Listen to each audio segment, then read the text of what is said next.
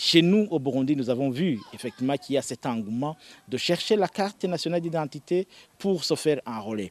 Dans les premiers jours, nous avons vu effectivement qu'il y avait très peu de gens qui allaient se faire enrôler. Pourquoi? Parce que justement, il y avait ce problème d'avoir la carte d'identité. Maintenant, après, nous avons vu que les chiffres ont augmenté.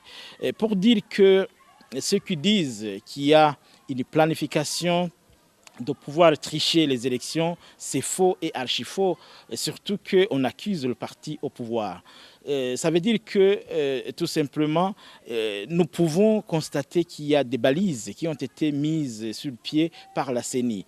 La première balise, c'est qu'il y a ces agents recenseurs. Ces agents recenseurs devraient effectivement vérifier avec sérieux la carte que la population présente pour se faire enrôler. S'il y a une carte d'identité qui n'est pas bien remplie, qui n'a pas tout ce qu'il faut qu'ils n'acceptent pas d'enrôler la personne là.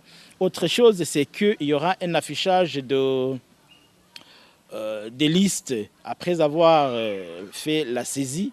Il y aura un affichage et cet affichage-là va permettre effectivement à tout le monde de vérifier s'il y a des gens qui se sont fait enrôler plusieurs fois, s'il y a des étrangers qui se sont fait enrôler ou également s'il y a des gens ou des enfants qui n'ont pas ou des personnes qui n'ont pas l'âge de voter qui se sont fait enrôler. Donc tout cela va nous permettre de vérifier. Autre chose qu'on nous a dit dans la réunion de la fois passée, c'est que il y aura une visite guidée ou des visites guidées dans l'endroit ou dans les salles où vont se faire les saisies de ces listes-là, de ces noms qui ont été enregistrés. Tout ça, ce sont des balises qui sont là, qui vont nous permettre effectivement de vérifier que les listes définitives qui vont être produites par la CENI seront des listes